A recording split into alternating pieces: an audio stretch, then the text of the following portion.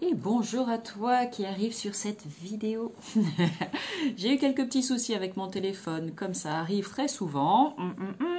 Voilà, voilà. Et donc plutôt que de recommencer la vidéo quand tu as passé 20 minutes à papoter, tu vois, et ben en fait je fais suite à une vidéo qui est déjà disponible sur ma chaîne YouTube, donc c'est le même titre, hein, la foire aux questions, je réponds à vos questions donc concernant la kinésiologie, mais il y a une partie 1 et ici tu arrives sur la partie 2, donc si tu as déjà regardé la partie 1 et que tu as compris qu'il fallait venir jusque là, et ben on poursuit ensemble.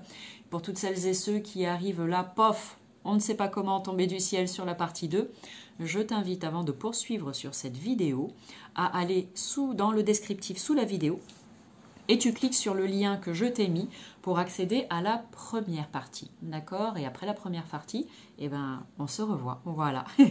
Et pour les autres donc qui ont suivi le fil et qui sont donc là dans la partie numéro 2, je vais reprendre là où je me suis arrêtée en fin de première vidéo.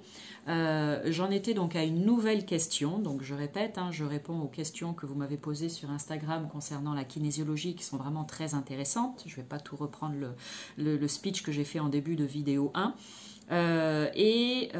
Si ça vous donne, je le répète, hein, mais si ça vous donne des idées, si ça vous amène des nouvelles questions dans votre esprit, etc., n'hésitez pas.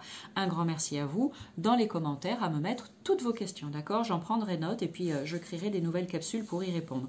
Voilà. Et puis si vous avez des envies en dehors de la foire aux questions sur la kinésiologie, n'hésitez pas aussi. À un moment donné, c'était pas mal le boost par rapport à ça. J'avais plein de personnes qui me mettaient, tiens Lily, est-ce que tu peux nous parler de ci, de ça, c'était super.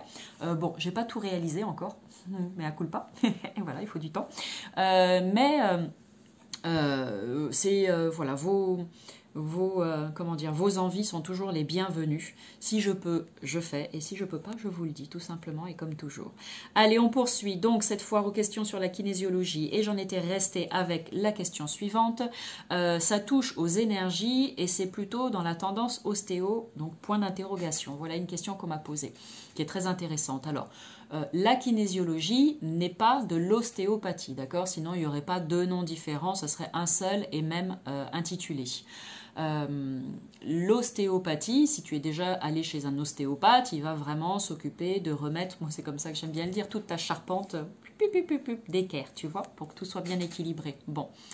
Néanmoins, j'aime à penser que les ostéos nouvelle génération, pas les anciens qui te font craquer de tous les côtés, mais les ostéos nouvelle génération, ceux tu sais qui posent juste leurs mains comme ça, qui tâtonnent un peu et tu dis bah, qu'est-ce qu'ils sont en train de faire là, des papouilles dans la tête et en fait je sens rien, mais il y a quand même des choses qui se passent. Donc je me dis qu'ils ont aussi cette lecture du corps, tu vois, comme c'est le cas avec la kinésiologie, qu'ils ont cette merveilleuse lecture du corps qui fait que sans forcément manipuler de trop la personne, ils sont capables de ressentir bah, ça c'est ok, ça ne l'est pas, tiens ça, hop, clac, ça y est, c'est remis en place, etc. Donc il y a cette espèce de sensibilité aussi qui fait que, bah oui, ils sont en contact aussi avec le consultant, avec leur patient, donc ça pourrait quelque part se rejoindre un petit peu. Après, la kinésiologie pour moi est très complémentaire de l'ostéopathie, tu vois, parce que quand on vient se déglinguer le corps, hein, bon, il peut y avoir un choc suite à un accident, hein, bien évidemment, hein, qu'on s'entende. Mais lorsque tu as un truc là qui est toujours comment on dit, de guimbois, non, comment, toujours de travers, bon, alors travers, ça sera plus simple, qui est toujours de travers, peu importe le nombre de séances chez ton ostéo que tu fais, hop, clac, ça se disloque, comment on dit, ça se disloque à nouveau, là, ça pète à nouveau.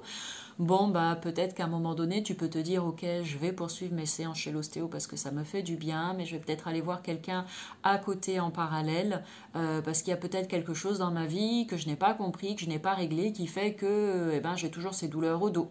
J'ai toujours le côté droit de ma hanche qui coince. J'ai toujours mon genou gauche qui me fait les siennes et qui m'empêche d'avancer. Les mots du corps, M-O-T-S. Bon, ça j'en ai parlé dans la première vidéo. Donc voilà, donc il y a une différence entre la kinésiologie et l'ostéopathie. Si vous avez déjà fait une séance d'ostéopathie, vous savez comment ça fonctionne. Si par chance vous avez aussi fait une séance de kinésiologie, vous voyez que c'est différent. Et sinon, je vous invite à tester justement pour vous-même vous faire votre propre idée sur la différence entre l'un et l'autre. Souvent on me demande aussi, quand je dis que je suis kinésiologue, on dit ah t'es kiné? Non, ça n'a rien à voir, c'est pareil, le kiné c'est autre chose encore. Kiné et ostéo c'est différent aussi. Ils vont peut-être travailler sur des choses communes, mais après chacun aussi a ses spécificités.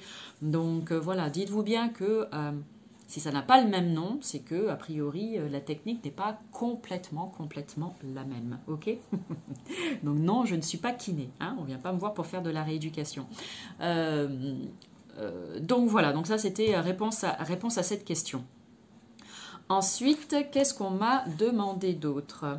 Oui, une autre personne qui m'a demandé, Lily, pour l'arthrose du genou, hanche et main, que faut-il faire pour guérir ou avoir moins de douleur? Donc ça aussi, c'était une question intéressante. On en revient au langage du corps, les mots MOTS cachés derrière les mots MAUX. Alors, pareil, moi, je te partage mon point de vue à ce sujet-là. À toi de voir si tu adhères ou pas. D'accord ? Concernant les mots du corps, ça pourrait vraiment être la thématique d'une vidéo complète parce que c'est vraiment très intéressant. Dès lors que tu as des douleurs dans le corps, je l'ai dit juste avant, ça peut être dû, oui, à un choc, d'accord? Tu as pu avoir un accident qui fait que tu t'es peut-être cassé quelque chose et derrière, il y a des douleurs. C'est compréhensible, ok?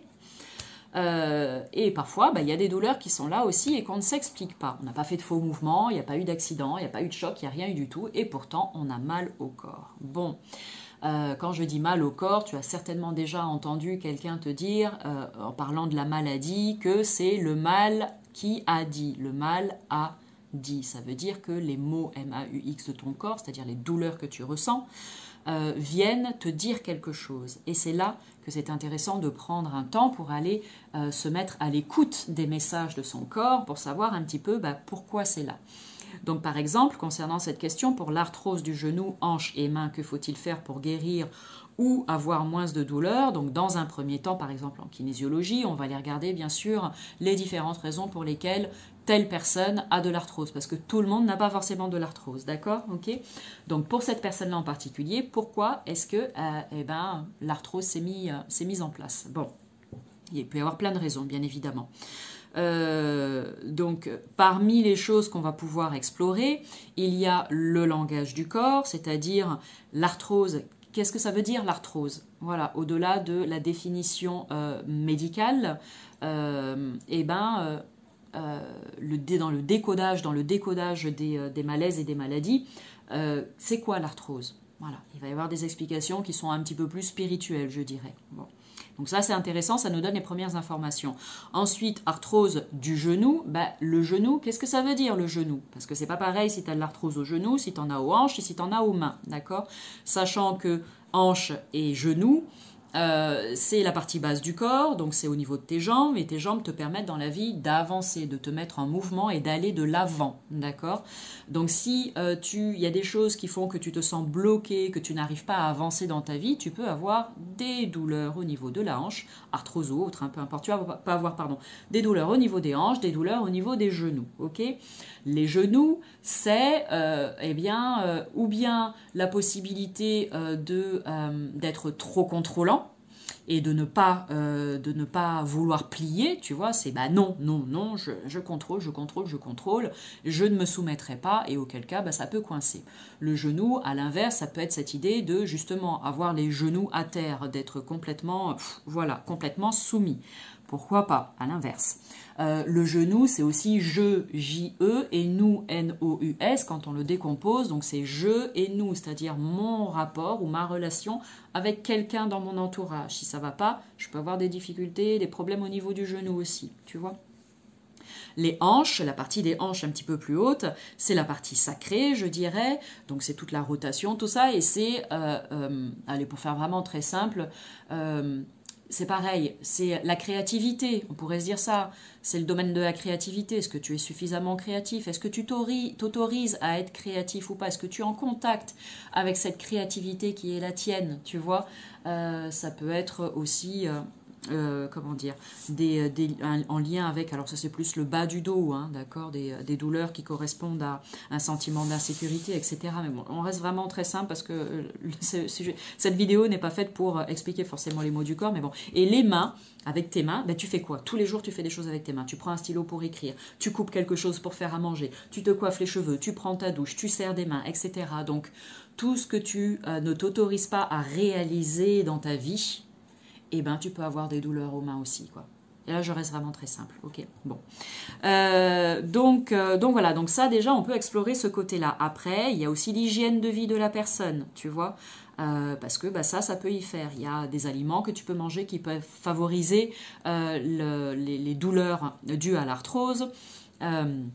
Il y a aussi bah, l'endroit où tu habites. On sait très bien que quand tu habites dans des régions humides, comme c'est mon cas, eh ben, toutes les douleurs rhumatismales sont beaucoup plus présentes que quand tu habites dans des lieux ou des latitudes où c'est beaucoup plus sec.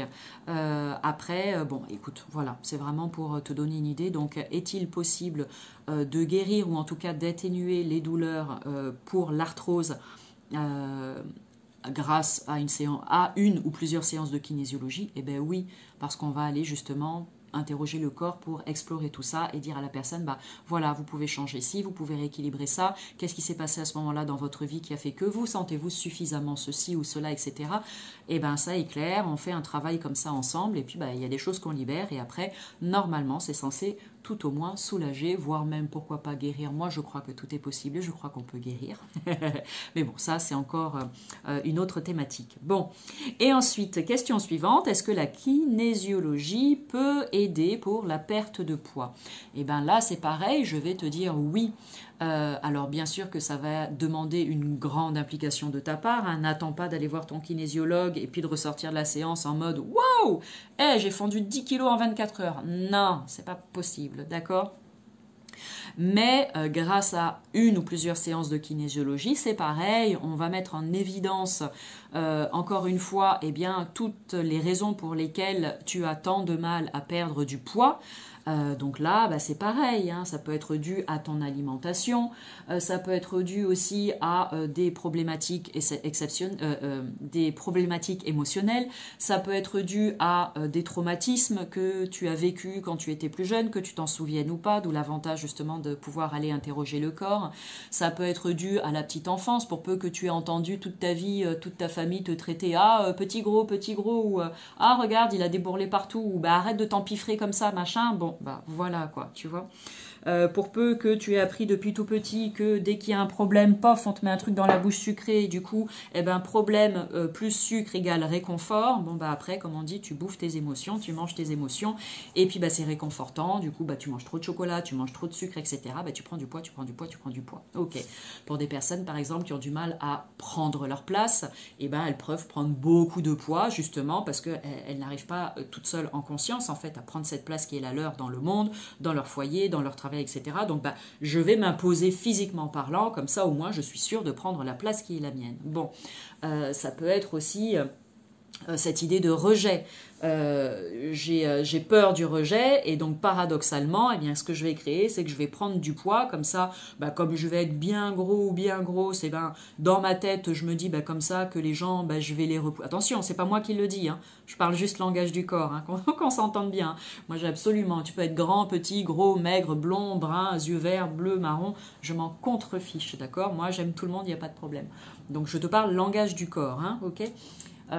Donc voilà, tu peux aussi effectivement prendre beaucoup de poids parce que eh ben, ça a un côté du coup dans ton inconscient, tu te dis bah si je suis gros ou grosse dans la société dans laquelle on vit, et bah, du coup je vais peut-être moins faire envie et puis bah, comme ça je vais tenir les gens à l'écart de moi, leur donner moins envie de m'approcher peut-être, hein, attention, hein, c'est une possibilité, hein, j'ai pas dit que c'était ça.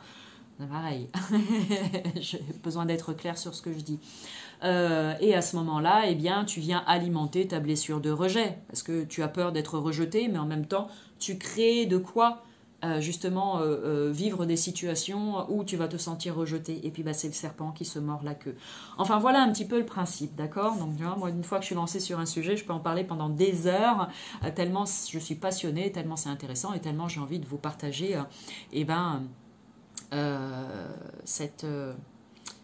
comment dire, bah, mon activité en fait, tous les bienfaits de mon activité. Donc ça, voilà, c'était les questions que j'ai reçues sur Instagram.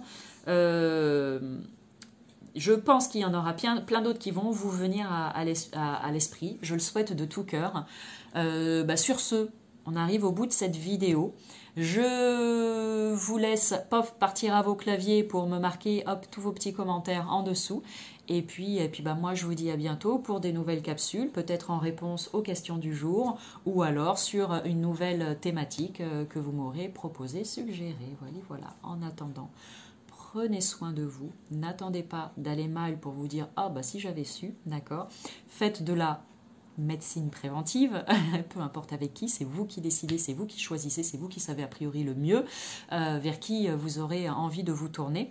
Et puis voilà, moi je vous dis à bientôt dans le monde de Lily. Salut!